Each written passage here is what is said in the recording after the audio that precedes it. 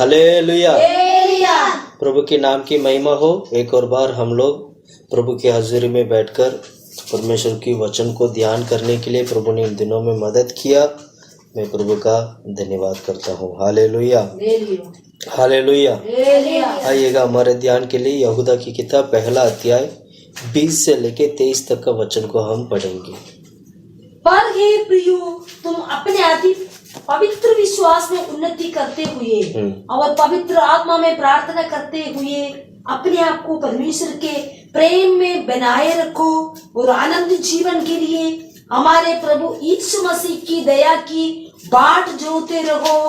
उन पर जो शंका में है दया करो और बहुतों को आग में से चपट कर निकालो और बहुतों पर बाइक के साथ दया करो, पर उस वस्त्र से भी घृणा करो जो शरीर के द्वारा कलंकित हो गया है। हालेलुया। प्रार्थना करते हैं। खुदा परमेश्वर, आमीन। प्रभु हम तारीफ करते, प्रार्थना करते प्रभु दिया गया जिस समय के लिए हम धन्यवाद करते खुदा परमेश्वर। आज का प्रभु हालेलुया इस वचन के लिए प्रार्थना करते प्रभु दिया गया इस वचन को प्रभु आपके हाथों में देते खुदा परमेश्वर।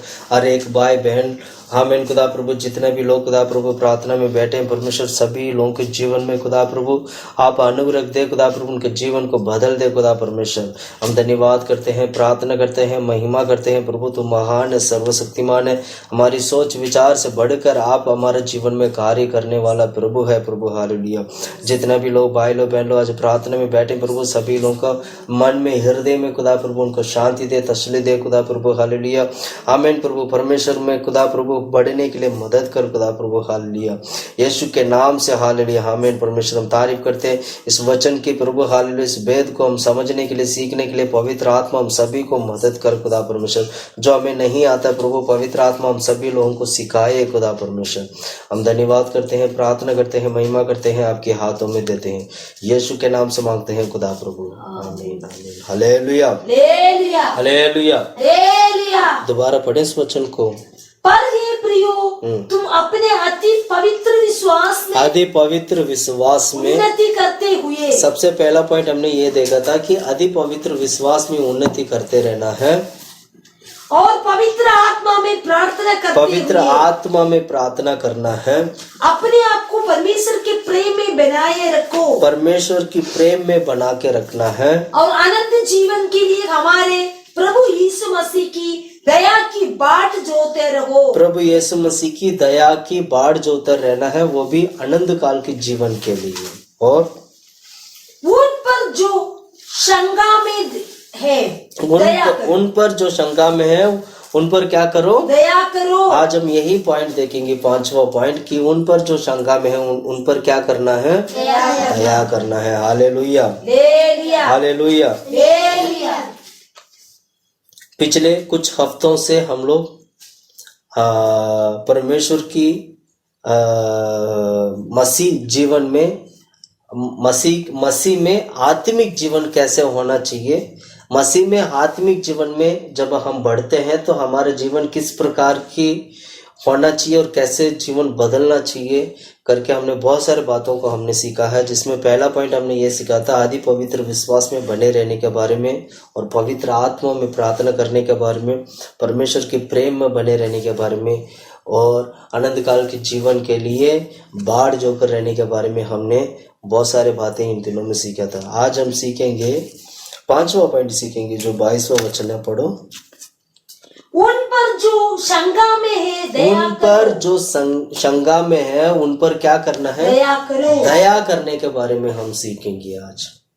किन पर दया करना है? शंका में। हाँ, शंका में है जो लोग है उन पर क्या करना है? दया करना है। क्यों इस तरह वचन हमें सिखाती है? तो हम इस वचन से हमें सीखते क्या? बेसिकली सीखते क्या? जब एक व्यक्ति उद्धार पाकर परमेश्वर के पास आते हैं तो उद्धार पाने के बाद कुछ महीने के बाद, कुछ साल या कुछ दिनों के बाद वो बपतिस्मा लेते हैं। बपतिस्मा के बाद पवित्र आत्मा पाते हैं। पवित्र आत्मा पाने के बाद फिर धीरे धीरे करके परमेश्वर में वो बढ़ते जाता है, उसका जीवन प्रभु में बढ़ते जाता है और बनते भी जाता है। तो जैसे जैसे आत्मिक जीवन में हम धीरे धीरे आगे बढ़ते जाते हैं तो आगे बढ़ते जाते जाते हमारे जीवन में भी परमेश्वर का हर गुण दिखाई देने लगता है।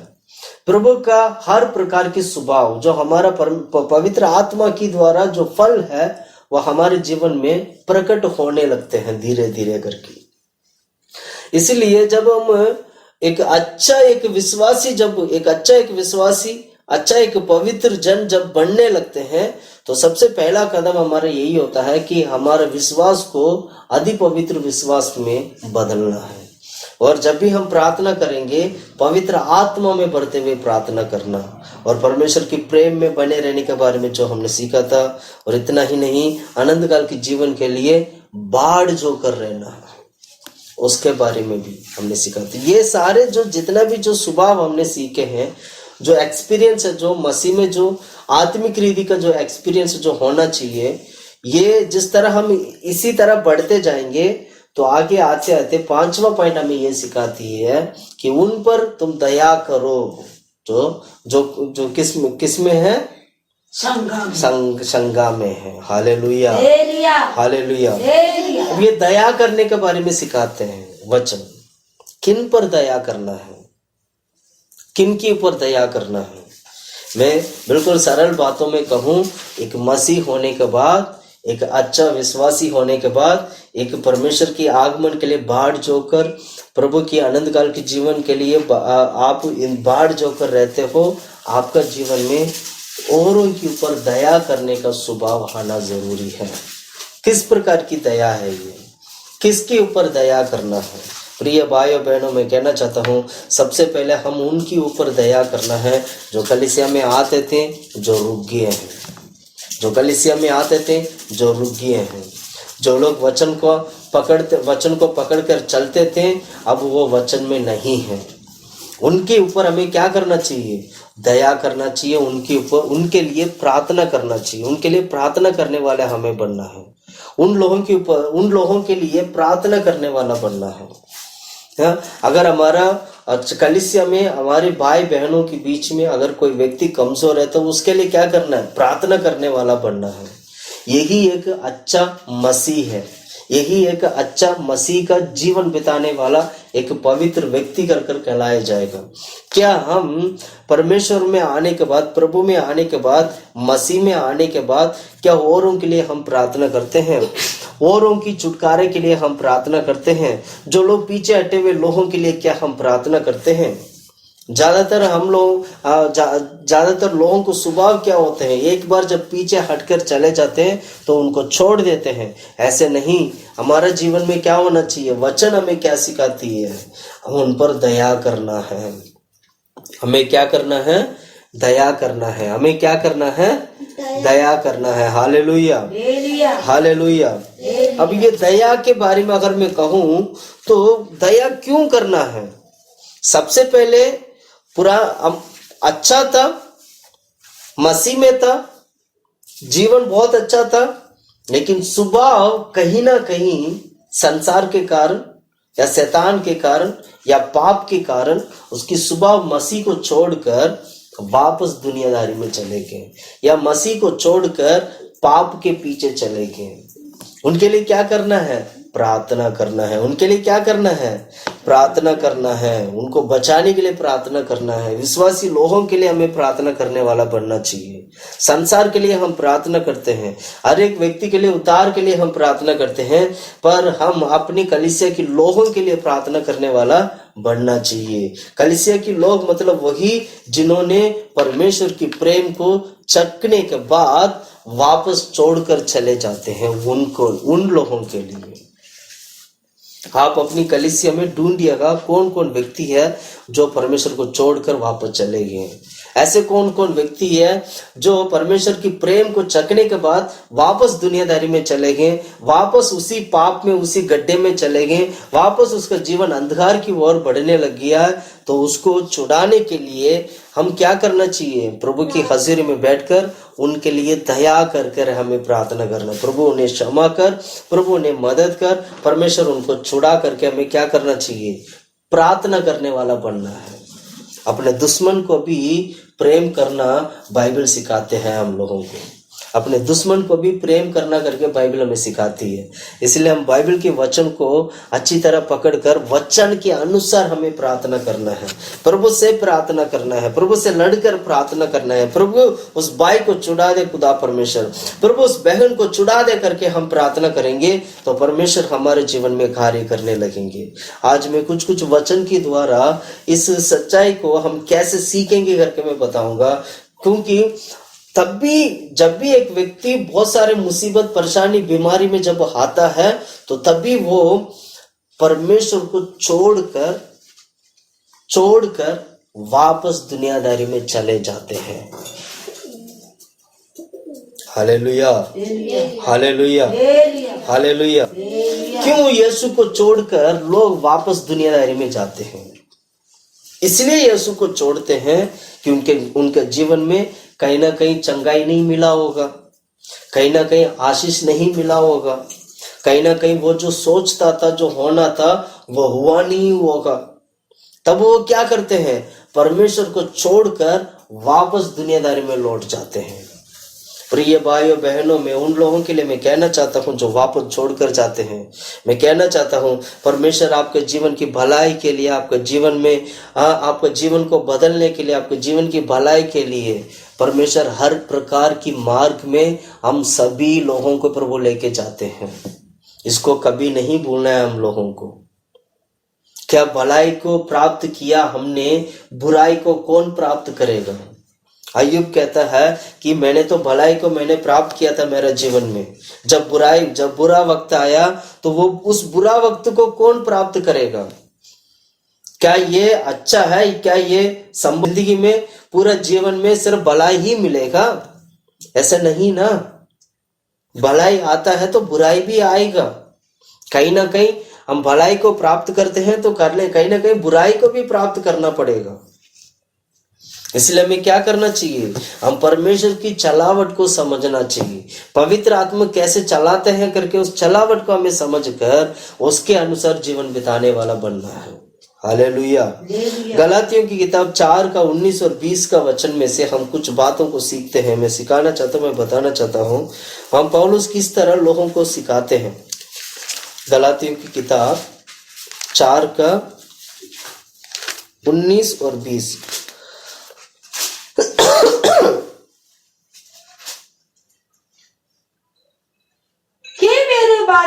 हे मेरे बालकों, जब तक तुम्हें मसीह का रूप ना बन जाए, जब तक तुम्हारा मसीह का रूप ना बन जाए, तब तक मैं तुम्हारे लिए फिर जच्चाकी सी पीड़ाएं सहता हूँ। हाँ, पीड़ा सहता हूँ। जब तक तुम मसीह का रूप नहीं आएगा तब तक मैं क्या करूंगा? तुम्हारे लिए पीड़ा सहता हूँ। जब एक बच्चा पेट में होते हैं तो वो बच्चा 9 महीने तक पेट में होते हैं। जब तक वो बच्चा 9 महीने तक पेट में नहीं रहता है, अगर 9 महीने पहले, अगर 7वां महीना 6ठा महीने में अगर बच्चा पैदा होते हैं तो वो बच्चा क्या शकल नहीं होता है, उसमें शकल नहीं होगा, क्योंकि बच्चा 9 महीने तक इंतजार नहीं किया। 9 महीने तक जब बच्चे पेट में होने से उससे ये होता है कि बच्चा परिपूर्ण तरीके से, पूर्णता की वो अच्छा परिपूर्ण बन जाता है। तो उसके बाद जब बच्चा जन्म होते हैं तो वो एक हेल्दी बेबी जन्म होता है। लेकिन जब समय से पहले जो जन्म होते हैं वो बच्चे कैसे होते हैं? अबनॉर्मल होते हैं। वो उनको अबनॉर्मल कहते हैं हम लोग ना, अबनॉर्मल हो जाते हैं वो लोग, बच्चा नॉर्मल नहीं है। इसी प्रकार आत्मिक जीवन में, हमारे आत्मिक जीवन में हम अबनॉर्मल रहना परमेश्वर की इच्छा नहीं है। हम मसीह में, जब तक हम मसीह का रूप नहीं आएगा, पौलुस कहते हैं मसीह का रूप जब तक नहीं आएगा तब तक मैं तुम्हारे लिए कष्ट उठाता हूं। इसका मतलब क्या हुआ? हमारी कलीसिया में अधूरा जीवन बिताने वाले हर एक व्यक्ति के लिए जब तक वो मसीह का रूप नहीं आएगा, जब तक पीछे हटे हुए लोगों के जीवन में मसीह का रूप नहीं आएगा, तब तक पौलुस की तरह हमें भी क्या करना चाहिए? वो पीड़ा, वो कष्ट उठाने वाला बनना चाहिए। हमारे साथ संग चलने वाला व्यक्ति का जीवन में जब तक मसीह का रूप नहीं आएगा तब तक हम उनके लिए लड़ना चाहिए, उनके लिए हम रहम कर कर, उनके ऊपर दया कर कर उनके लिए क्या करना, लड़ना है, जब तक मसीह का रूप नहीं आएगा। पढ़ो उस वचन को दोबारा। हे मेरे बालकों, जब तक तुम्हें मसीह का रूप ना बन जाए, जब तक तुम्हें मसीह का रूप ना बन जाए। बालकों करके कहते हैं, बालकों का मतलब क्या है? मसीह में अभी भी बालक है, मसीह में क्या है, अभी भी बालक। ये किसके लिए लिखा रहे? गलातियों की कलीसिया के लिए लिखा रहे, वहां के विश्वासी लोगों के लिए लिखा रहे। कहते हैं हे बालकों, अभी भी बच्चे हैं वो लोग, मसीह में सिद्ध नहीं है, मसीह में पूरी तरीके से परिपूर्ण तरीके से बने नहीं है। उन्हें देखकर कहते हैं हे बालकों। पढ़ो, हे बालकों, हे बालकों, जब तक तुम्हें मसीह का रूप ना बन जाए, जब तक तुम्हें मसीह का रूप ना बन जाए, जब तक मसीह का रूप नहीं बनेगा तब तक मैं क्या करूंगा? आगे पढ़ो। तब तक मैं तुम्हारे लिए फिर जच्चाकी सी पीड़ाएं सहता हूँ। हाँ, जच्चाकी से पीड़ाएं सहता हूँ, मतलब वो पेट का जो दर्द है मैं सहता हूँ। जब तक 9 महीने ही पूरा नहीं होगा तब तक मैं सहूंगा तुम्हारे लिए। आज हम कितने भाई लोग बहन लोग हैं, एक अच्छा मसीह जीवन बिताने वाले करके कहते हैं। अगर आप सच में एक अच्छा मसीह जीवन बिताने वाला व्यक्ति है तो समझ लीजिएगा औरों के लिए भी आप प्रार्थना करने वाले बनोगे। जब तक प्रार्थना करो, तब तक प्रार्थना करोगे जब तक एक मसीह का रूप नहीं आएगा। आप अपने आप को परख के देखिएगा, आप कलीसिया को परख के देखिएगा। आप अपनी कलीसिया में, हमारी कलीसिया में, अपनी कलीसिया में कितने लोग ऐसे हैं जो मसीह का सही रूप नहीं पाए हैं। ऐसे लोगों को ढूंढिए, आप अपनी कलीसिया में ढूंढिएगा ऐसे लोगों को जिन्होंने मसीह का सही रूप अपने जीवन में नहीं लाए हैं। उन लोगों को ढूंढकर उन लोगों के लिए प्रार्थना करने वाले बने, क्योंकि यह परमेश्वर ने हमारे लिए दिया गया एक बहुत ही अच्छा एक सेवा है, सेवका ये है जो हमें निरंतर करना चाहिए। मसीह का रूप जब तक नहीं आएगा। उसी का वचन 20वां वचन पढ़ो, उसी में से। इच्छा तो ये होती है कि अब तुम्हारे पास आकर और ही प्रकार से बोलूं, क्योंकि तुम्हारे विषय में मैं उछलन में हूँ। हाँ, मैं संदेह करता हूँ। उलझन मतलब संदेह करता हूँ, मुझे विश्वास नहीं है तुम्हारे ऊपर, इसलिए मैं और ही तरीके से मैं तुमसे बात करना चाहता हूँ, अलग तरीके से मैं तुमसे बात करना चाहता हूँ, अलग तरीका से, अलग स्टाइल से मैं बात करके तुम्हें मैं समझाना चाहता हूँ, बताना चाहता हूँ, क्योंकि मुझे अभी भी विश्वास नहीं है तुम्हारे ऊपर। क्यों? क्योंकि अभी भी वो कैसे हैं, परमेश्वर के रूप को, यीशु का रूप को अभी तक नहीं पाया है। Hallelujah, hallelujah, hallelujah, hallelujah. हमारे जीवन में यीशु मसीह का रूप को प्राप्त करना बहुत जरूरी है। कितने सारे भाई लोग बहन लोग हैं जो हल्का सा बीमारी आते या हल्का सा कष्ट मुसीबत परेशानी आते वह डगमगा जाते हैं। ऐसे कितने सारे लोग हैं। आज भी हम लोग भी कभी कभी डगमगा जाते हैं। अगर आपने सही तरीके से परमेश्वर की वचन को अगर आपने समझा, सुसमाचार को ढंग से समझा, तो आपको डगमगाने की जरूरत नहीं होगा। परमेश्वर डगमगाने नहीं देंगे। सच्चाई को अच्छी तरह समझ लीजिएगा। मैं क्लियर बात बोलूंगा, सच्चाई को समझ लोगे, सुसमाचार को समझ लोगे तो आपको जितना बड़ा आंधी तूफान आ जाए आपको कोई हिला नहीं सकता है। आपको सुसमाचार को समझना जरूरी है। जिसने सुसमाचार को समझ लिया उसी वक्त उसको क्या मिला? उद्धार मिला। उसी वक्त उसको चंगाई मिला, छुटकारा मिला, और परमेश्वर ने पूरी तरीके से उसका जीवन को बदल दिया। इसलिए क्या करना चाहिए? पीछे हटे हुए लोगों के लिए प्रार्थना करना है। पीछे हटे हुए लोगों के लिए। उन्होंने एक समय पर परमेश्वर के लिए धूमधाम खड़े होते थे। उन्होंने एक समय पर परमेश्वर के लिए हर समय पर प्रभु के लिए, सेवकाई के लिए, हर चीज के लिए वो दौड़ते थे। और वही लोग आज प्रभु में नहीं है, तो उनके लिए आपका ड्यूटी बनता है कि उनके लिए हमें क्या करना चाहिए, पौलुस की तरह पीड़ा उठाने वाला बनना है। पौलुस की तरह, जब तक परमेश्वर का रूप नहीं आएगा तब तक मैं तेरे लिए पीड़ा उठाऊंगा। आज कितने लोग ऐसे हैं जो ऐसे कहता है कि मैं तेरे लिए, मैं मेरे लिए, ऐसे एक दूसरों को साथ, एक दूसरों के ऊपर रहम कर कर, दया दिखाकर पीड़ा उठाने के लिए तैयार है। आज कितने लोग हैं। हम अपने जीवन को परख के देखिएगा। हम औरों के ऊपर उंगली तो करते हैं, पहले खुद की गलतियों को भी हमें क्या करना चाहिए, देखना चाहिए। सारे गलती को छोड़कर प्रभु में एक नया व्यक्ति बनने का प्रयास करिएगा।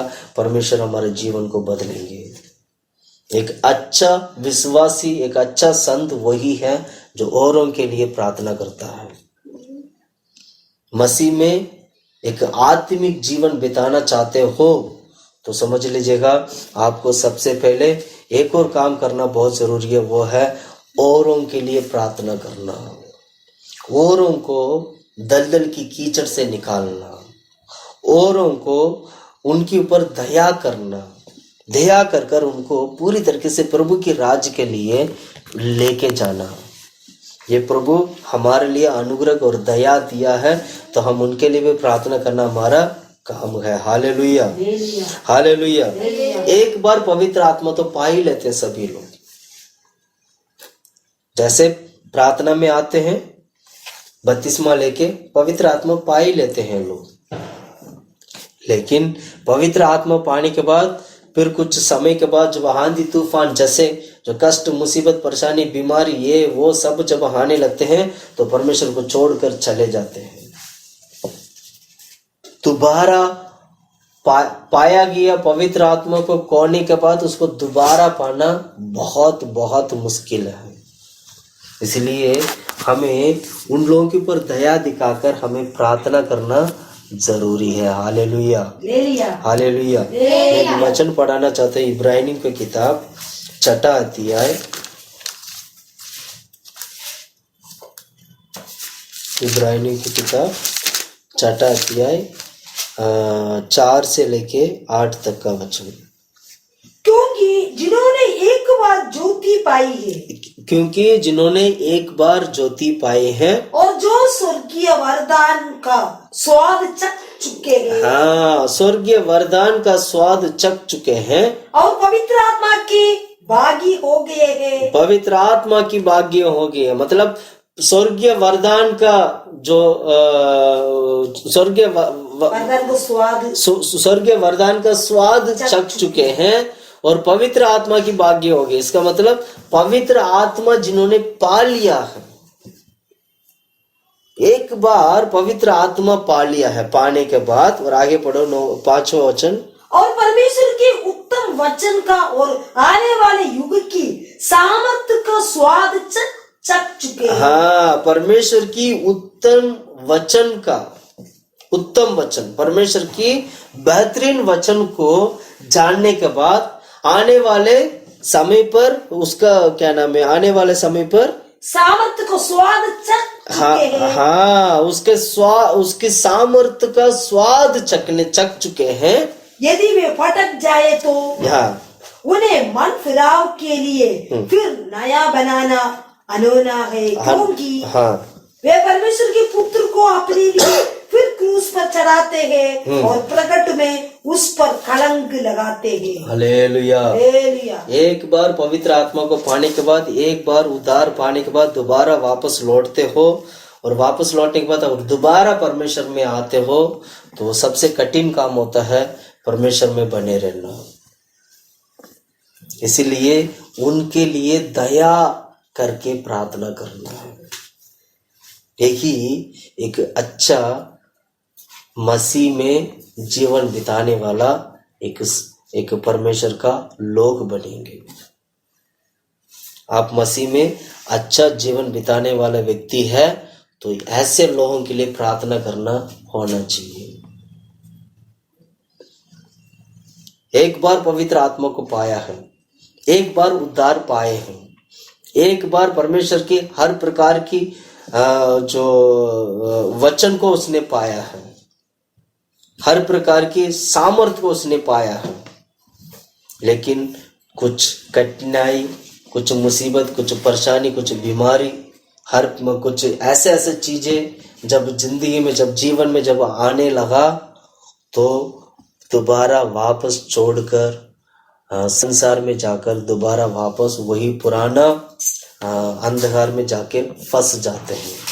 ऐसे लोग यदि दोबारा वापस प्रभु को आकर प्रभु में आकर विश्वास करके आगे बढ़ना चाहते हैं तो उनके लिए काफी कठिन होता है, कठिन होगा।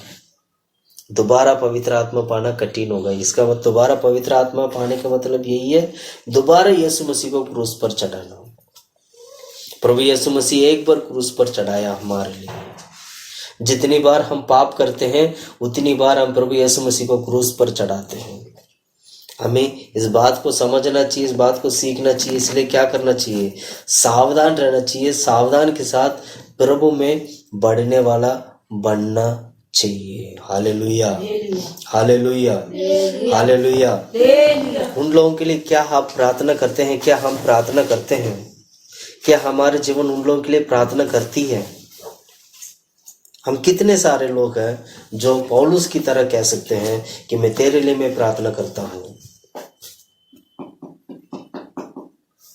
हम उनके ऊपर दया करना बहुत जरूरी है। हमें उन लोगों के ऊपर दया करना बहुत जरूरी है। पवित्र आत्मा में भरकर दया करना है, पवित्र आत्मा में भरकर उनके लिए प्रार्थना करना है। जितना हम प्रार्थना करेंगे उतना वह हमारे लिए परमेश्वर उन लोगों के जीवन को प्रभु क्या करेंगे? बदलेंगे। Hallelujah, hallelujah, hallelujah. छठा वचन पढ़ना एक बार। यदि वे भटक जाए तो उन्हें मन फिराव के लिए, भटक जाए तो प्रिय भाइयों बहनों, में एक शब्द कहना चाहता हूं। शैतान भटकने के लिए, हर एक व्यक्ति को भटकने के लिए वो चाहता है। यदि भटक जाए तो, भटक जाने से क्या होगा? परमेश्वर को इनकार करने वाला व्यक्ति बन जाता है। भटकने वाला व्यक्ति परमेश्वर को इनकार करता है। जितने भी लोग आज परमेश्वर को इनकार करते हैं, आप समझ लीजिएगा ये भटका हुआ व्यक्ति है। चाहे वो जितना बड़ा अमीर क्यों ना हो, जितना बड़ा गरीब क्यों ना हो, जितना बड़ा बुद्धिमान क्यों ना हो, जितना बड़ा कुछ भी क्यों ना हो, कोई भी क्यों ना हो, कोई भी कितना बड़ा आदमी क्यों ना हो, अगर वो परमेश्वर को इनकार करता है तो समझ लीजिएगा वो भटका हुआ व्यक्ति है, चाहे वो जितना बड़ा बुद्धिमान क्यों ना हो। वचन हम लोगों को सिखाती है, हम लोगों को इस बात को समझना चाहिए, वचन से हमें इस बात को सीखना चाहिए, कहीं हम भटके तो नहीं है? क्या हम भटके तो नहीं है आज? क्या हम भटक तो नहीं गए आज? अगर भटक गए हैं तो किस कारण भटके हैं आज? किस कारण हमें परमेश्वर को छोड़कर हम भटक गए हैं? हमें सीखना चाहिए, भटकने से बचना चाहिए। शैतान चाहता है हर एक व्यक्ति भटक जाए, लेकिन परमेश्वर चाहते हैं हर एक व्यक्ति भटकने से परमेश्वर उनको छुड़ाकर अपने राज्य में प्रभु लेके जाना चाहते हैं। यह परमेश्वर की इच्छा है। हम भटकना नहीं चाहिए। शैतान कैसे काम करता है? भटकने के लिए वो कैसे काम करता है? सबसे पहले हमें कंफ्यूज करेगा। आदम और हव्वा की समय पर हव्वा ने जब वो फल खाने के लिए, फल तो खाई नहीं थी, वहां पर खड़ी हुई थी, उस वक्त शैतान अचानक आकर बड़ी चालाकी से हव्वा का दिमाग को भटका दिया। एदेन की वाटिका में हव्वा की दिमाग भटक गया। फिर उसके बाद क्या हुआ? भटकने के कारण उसका दिमाग, उसकी सोच पूरा टोटली बदल गया। बदलने के कारण अब जैसे वो शैतान बोला था वैसे हव्वा ने किया। क्यों किया? क्योंकि वो भटक चुका, कंफ्यूज हो गई थी, उसको समझ नहीं आया मैं क्या करूं। एक बात, एक सच्चाई में सिखाना चाहता हूं प्रिय भाइयों बहनों, हमारा जीवन में भी समझ ना आने वाला समय भी आता है। कई बार हमें ऐसे समय हमारे जीवन में आता है, समझ नहीं आता वहां पर करना क्या। कई सारा फैसला करने में समझ नहीं आता करूं क्या। कई बार आपको ऐसा लगता है कि समझ नहीं आ रहा यहां मैं क्या करूं। प्रिय भाइयों बहनों, मैं कहना चाहता हूं, जब जहां पर समझ नहीं आ रहा ना, समझ लेना वहीं पर शैतान काम करने लग रहा है, वहीं पर शैतान काम कर रहा है। आपको क्या करना चाहिए? इसलिए पवित्र आत्मा हम लोगों को दिया है अगुवाई करने के लिए। जहां पर समझ नहीं आ रहा ना, वहां फैसला मत करो। जहां पर हमें समझ नहीं आता वहां हमें फैसला नहीं करना है, वहां फैसला के लिए लंबा समय रखना है। आप लोग कोर्ट जाते हैं ना, कोर्ट में कितने सारे केस आज भी सॉल्व नहीं है। क्यों सॉल्व नहीं है पता है? क्योंकि सही एविडेंस नहीं है, समझ नहीं आता। सही एविडेंस ना होने की वजह से जज जो है जल्दी कोई निर्णय नहीं ले पाता, इसलिए केस लंबा होते जाते हैं, केस लंबा होते जाते हैं। फैसला जल्दी करके गलत करने से अच्छा है फैसला आराम से करके सही न्याय निकले तो ज्यादा अच्छा होगा। जल्दीबाजी में कोई फैसला नहीं करना। हव्वा ने यही फैसला किया, जल्दीबाजी में फैसला लिया। जब उसको समझ नहीं आया था, जब हव्वा को समझ नहीं आया, जब हव्वा को शैतान ने भड़का दिया, तब तुरंत हव्वा ने क्या गलती किया?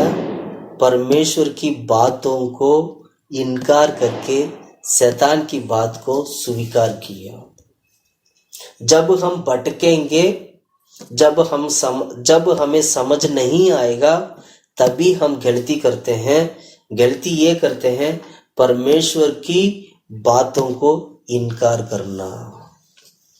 और यही बात इब्रानियों की किताब में हम पढ़ते हैं। 6वां वचन दोबारा पढ़ेंगे। क्योंकि यदि वे भटके जाए तो उन्हें मन फिराव के लिए फिर नया बनाना अधूरा है, क्योंकि वे परमेश्वर के पुत्र को अपने लिए फिर क्रूस पर चढ़ाते हैं और प्रकट में उस पर कलंक लगाते हैं। कलंक लगाते, मतलब कहने के मतलब जब हम भटक जाते हैं, जब हमें समझ नहीं आता है, तभी हम क्या करते हैं? परमेश्वर को इनकार करने वाले बन जाते हैं।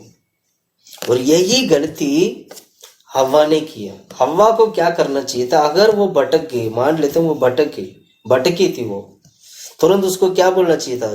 ठीक है, मैं आदम से बात करूंगा, मेरा पति से मैं बात करके मैं क्या करूंगा? इसका सही फैसला बताऊंगी, ऐसे करके बोलना चाहिए था। उसने क्या की? उसने आदम से पूछा नहीं, ना ही परमेश्वर से पूछा, और सीधा फैसला किया। और फैसला में उस फैसला के कारण क्या हुआ? आज सभी लोग पापी बन गए। भटकने वाला व्यक्ति वही है जिसका दिमाग में समझ नहीं आता है। प्रिय भाइयों बहनों, मैं कहना चाहता हूं, सच्चाई के बारे में आपको भटकने की जरूरत नहीं है। आज आपने जो सच्चाई पाया है, जो सच्चाई सीखा है, ये भटकने वाली सच्चाई नहीं है, ना ही आपको अधूरा लेके जाने वाली सच्चाई है। ये सच्चाई वो है, एकदम क्लियर है, एकदम स्ट्रेट फॉरवर्ड है, एकदम सही मार्ग दिखाने वाला परमेश्वर का वचन है। इसमें कोई संदेह नहीं है, इसमें कोई कलंक नहीं है। गलातियों के बारे में पढ़ते हुए तो पौलुस क्या कर रहा था? मैं दूसरी एंगल में, दूसरी तरीके से मैं तुम्हारे साथ बात करना चाहता हूं, क्योंकि वो भटक चुके थे। Hallelujah, hallelujah. हमारा जीवन भी कभी कभी ऐसे होता है।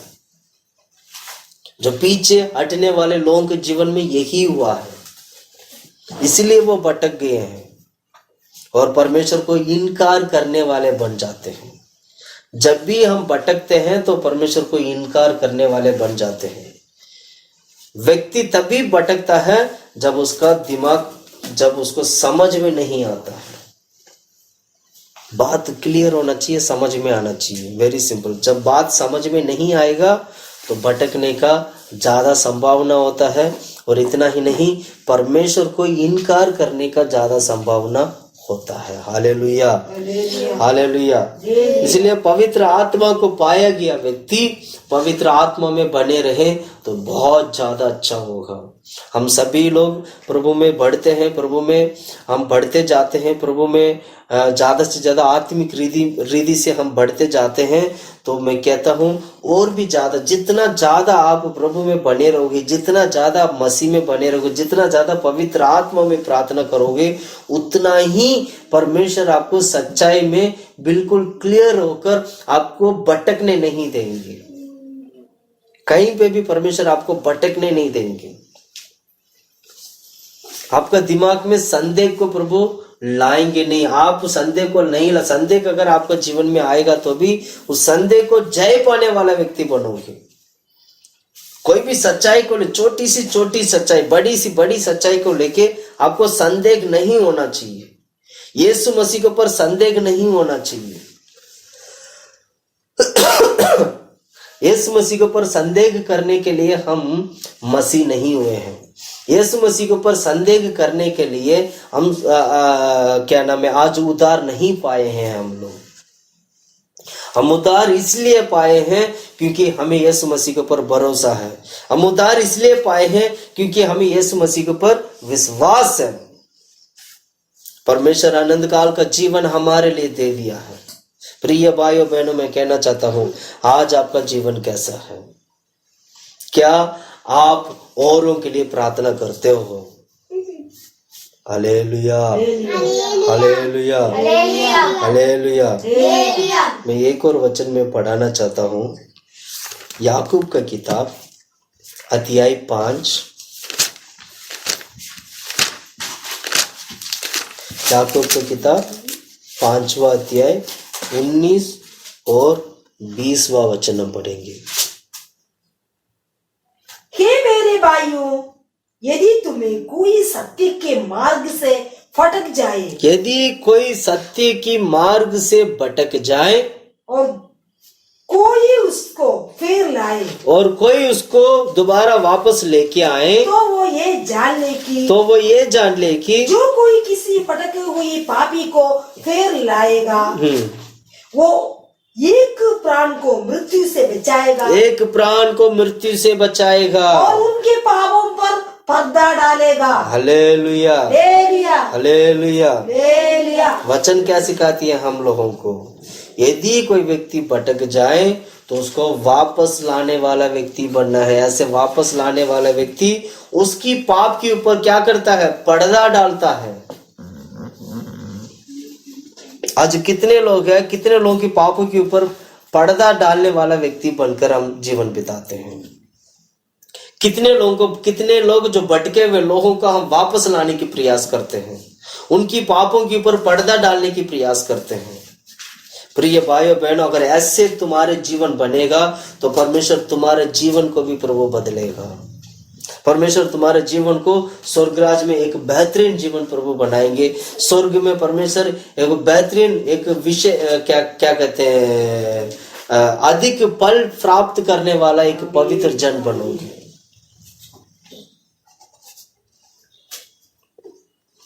Hallelujah, hallelujah, hallelujah. भटके हुए लोगों को वापस लाना ही हमारी सेवा है। भटके हुए लोगों को वापस लाना ही हमारा सेवा है। आदम और हव्वा ने पाप किया तो वो भटक गए थे। उनको भटके हुए आदम और हव्वा को वापस लाना परमेश्वर के मन में एक योजना बन गया था कि अब मैं इनको किसी न किसी तरह भटके हुए इन दोनों को मैं वापस लाऊंगा, आदम को मैं वापस लाऊंगा। इसलिए आदम ने जो किया वह कामों की जो काम था उसको प्रभु ने क्या किया, जो मतलब आदम ने जो काम करना चाहिए था वो नहीं किया। उसके बदले में यीशु ने क्या किया, आदम बनकर आया और आदम की कामों को पूरा कर और वही पुराना व्यक्ति को प्रभु ने वापस लेके आया। यीशु के द्वारा हमारे लिए मिला गया परमेश्वर की अनुग्रह है। ये हमें क्या करना चाहिए? भटके हुए लोगों के लिए। इस सच्चाई से हम इस बात को सीखते हैं कि हमारे जीवन में, हमारे कलीसिया में भटके हुए लोगों के लिए हमें प्रार्थना करना जरूरी है। भटके हुए लोगों को वापस लेके आने के लिए प्रार्थना करना हमें जरूरी है। इसको बोलते हैं और उनको छुड़ा कर लेके आना। यीशु ने यही काम किया है। चेले लोगों को भी परमेश्वर यही सुसमाचार सिखाया है। तो दुनिया की कोने कोने में जाके तुम लोग सुसमाचार सुनाओगे और जब बीमार लोगों को चंगाई करोगे। बीमार लोगों को चंगाई करने का मतलब क्या? भटके हुए लोग चंगाई पाएंगे। भटके हुए लोगों के बीच में सेवा करने के लिए परमेश्वर क्या किया? चेले लोगों को भी अधिकार दिया था दुनिया की कोने कोने में जाके सुसमाचार सुनाने के लिए। प्रिय भाइयों बहनों, मैं कहना चाहता हूं, परमेश्वर की सुसमाचार दुनिया की हर कोने में आज की तारीख में आपको मिलेगा। हर कोने में, हर जगह पर यीशु की सुसमाचार आपको मिलेगा। क्यों पता है? क्योंकि हर कोने में कहीं ना कहीं भटके हुए लोग हैं। परमेश्वर उनको छूना चाहते हैं। आज यीशु मसीह का आगमन का विलंबित होने का कारण यही है कि भटके हुए लोग भी वापस दोबारा जल्दी से जल्दी प्रभु के राज्य में आ जाएं। बहुत सारे लोग हैं अभी भी सही तरीके से उद्धार नहीं पाए। वो वापस सही तरीके से उद्धार पाने के लिए परमेश्वर अभी तक यीशु मसीह धरती पे दुल्हा बनकर अभी तक नहीं आए। इसका कारण यही है कि भटके हुए लोग भी वापस आना चाहिए। प्रिय भाइयों बहनों, अपना जीवन को अपने आप परख के देखिएगा। आज हम कहाँ पर हैं? हम किस प्रकार की जीवन बिताते हैं आज? क्या हम औरों के लिए प्रार्थना करते हैं? क्या हम औरों के लिए विनती करते हैं?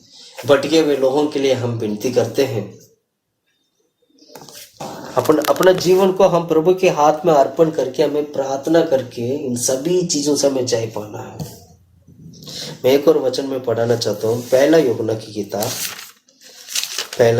किताब 5वां अध्याय 16, 17, 18। 16, 17, 18 पढ़ेंगे। यदि कोई अपने भाई को ऐसे पाप करते देखे, यदि कोई अपने भाई को ऐसा पाप करते देखे जिसका फल मृत्यु ना हो, जिसका फल मृत्यु ना हो तो विनती करे और परमेश्वर उनके लिए जिन्होंने ऐसा पाप किया है जिसका फल मृत्यु ना हो जीवन देगा। और परमेश्वर उसको क्या करेगा? जीवन देगा। पाप ऐसा भी होता है जिसका फल मृत्यु है। इसके विषय में मैं विनती करने के लिए नहीं करता हूँ। और सब प्रकार का अधर्म तो पाप है, परंतु ऐसा पाप भी है जिसका फल मृत्यु नहीं। यहाँ पर 16 वचन में क्या हमने पढ़ा था? सबसे पहला क्या पढ़ा था? यदि कोई अपने भाई को ऐसे पाप करते हुए देखे जिसका फल मृत्यु ना हो, जो मृत्यु ना हो, ऐसे कोई पाप करता है अपने बीच में, हमारे भाई लोग में से ऐसे कोई पाप करता है जिसका फल मृत्यु ना हो, तो उसके लिए तुम प्रार्थना करना। ऐसा भी पाप है जो मृत्यु होता है, उसके लिए मैं विनती करने के लिए नहीं कहूंगा।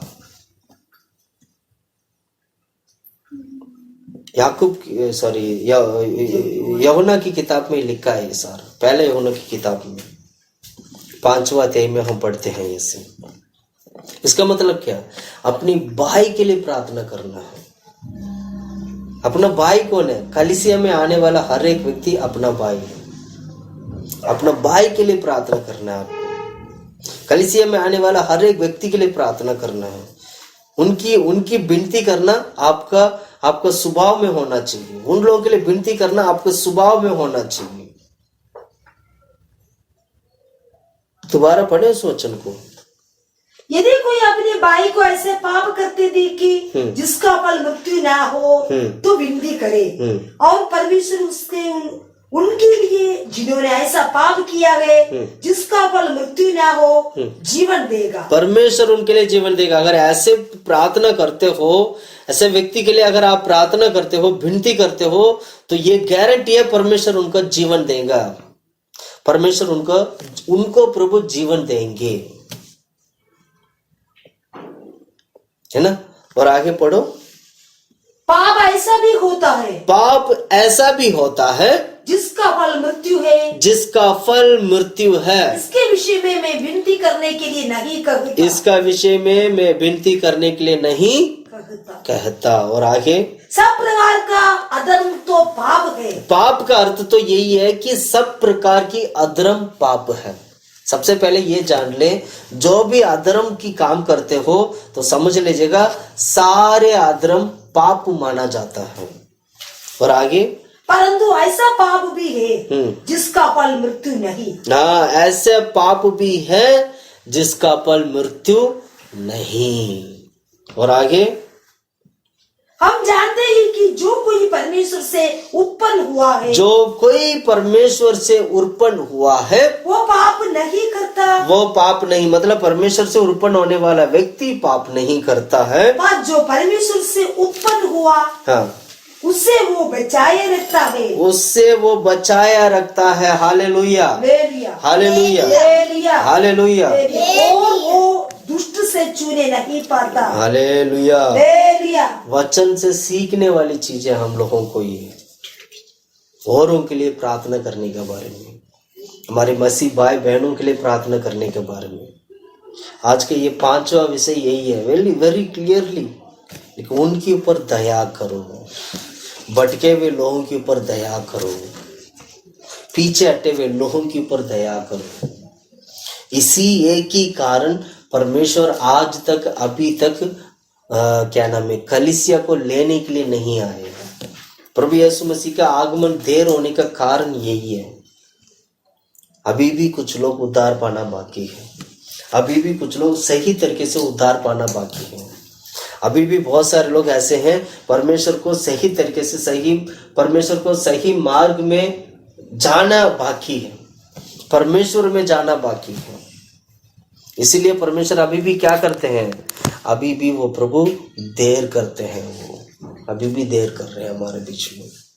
प्रिय भाइयों बहनों, मैं कहना चाहता हूँ, जैसे आज हमने वचन से सीखा है, वचन से हमने ये बात सीखा है कि परमेश्वर उनके लिए भी, भटके हुए लोगों के लिए भी, जो पीछे हटे हुए लोगों के लिए भी प्रभु, उनके ऊपर भी प्रभु दया करना चाहते हैं। तो एक मसीह होने के नाते, एक परमेश्वर के लोग संतान होने के नाते, ये आपका ड्यूटी, आपका स्वभाव ही ऐसे होना चाहिए, औरों के लिए प्रार्थना करना, औरों को छुड़ाने के लिए प्रार्थना करना, औरों के लिए विनती करना। प्रिय भाइयों बहनों, क्या आज ऐसे स्वभाव आपका जीवन में है? अगर ऐसे स्वभाव नहीं है तो अभी इसी वक्त प्रभु के हाथ में अर्पण करिएगा। परमेश्वर आपको ऐसे स्वभाव दे, परमेश्वर आपको जीवन को बदल दे, परमेश्वर आपको औरों के लिए प्रार्थना करने वाला प्रभु आपको बनाए। जितना हम औरों के लिए प्रार्थना करेंगे उतना परमेश्वर हमारे जीवन में कार्य करेंगे, उतना ही प्रभु हमारे जीवन में कार्य करेंगे, उतना ही परमेश्वर हमारे जीवन को प्रभु बदलेंगे। प्रिय भाइयों बहनों, आइएगा हम लोग घुटने में बैठते हैं, घुटने में बैठकर हम प्रार्थना करते हैं हमारे जीवन को बदलने के लिए, पवित्र आत्मा हमारे जीवन में कार्य करने के लिए, पवित्र आत्मा की द्वारा हमारा जीवन बदलने के लिए हम अपने आप प्रभु के हाथों में देकर हम प्रार्थना करते हैं और प्रभु हमारे जीवन में कार्य करना चाहिए। आइए हम सब लोग प्रार्थना करते हैं। हालेलुया, धन्यवाद प्रभु, आमीन। परमेश्वर तारीफ करते खुदा प्रभु यीशु के नाम से प्रार्थना करते प्रभु, हालेलुया।